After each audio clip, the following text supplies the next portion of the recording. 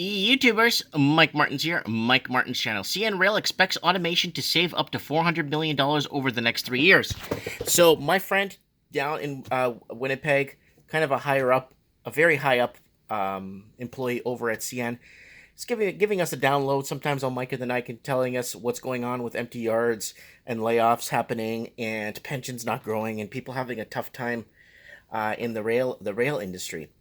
And he's been talking about automation for the longest time. You guys might know him if you watch the show. His name is Raven. He comes on the show once in a while to give us a little insight on what's going on with other things too. But I'm dedicating this video to the Raven. Artificial intelligence can inspect 120 cars in the same time it takes a worker to check a single car. Oh, wow. A typical railcar inspection takes about 2 minutes for a Canadian National Railway mechanic walking on uneven ground around the tracks, shining a flashlight on the cars and undercarriage to spot defects in need of repair. But that task could be spent up drastically with the introduction of an automated inspection portal, a machine that relies on artificial intelligence that can evaluate 120 cars in the same time it takes a worker to check a single car. So basically, it just goes through the mainframe, and CN showed off its new piece of technology in advance of its investor day in Toronto, where it said advanced technology such as this will save the railway between $200 million and $400 million from 2020 to 2022.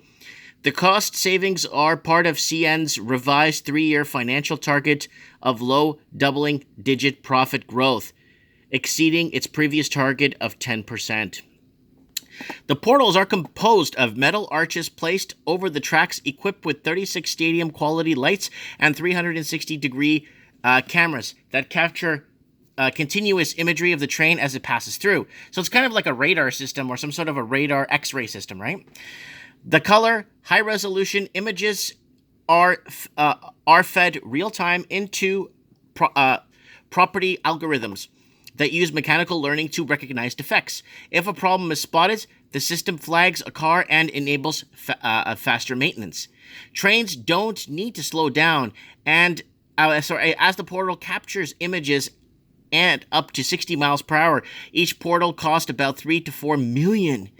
Executives said on the tour, adding that the algorithms that recognize the problems the human eye could miss are the secret sauce. So you got hairline cracks, and let's say in rotors or in servos, you got the servos leaking. You got calipers, and all kinds of things could go wrong, right? In joints and half shafts, axles, things go wrong, and things, and those cameras, I guess, know where to stick its lens. I guess the cameras know where to put their lens to find for wear and tear quickly, fast, at 60 miles per hour as it passes through.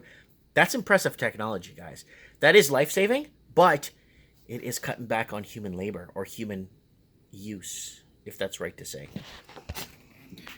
That's their secret sauce. CN has already installed 4 portals in Winnipeg and 1 north of Toronto, with plans to install 2 more in the U.S. by the end of the year. By 2020, it will hit full development with 10 portals across the network, with regulatory approval expected by 2021.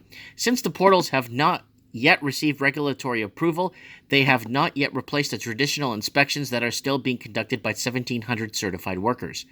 CN executives insisted the move isn't about replacing workers who will spend more time actually fixing defects rather than spotting them.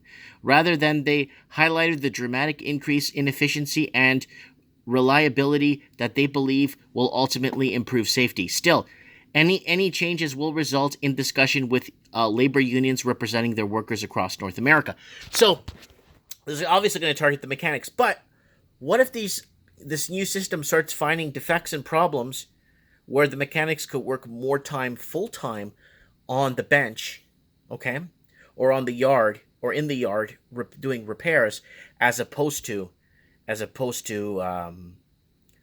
spending time diagnosing things and looking around for problems.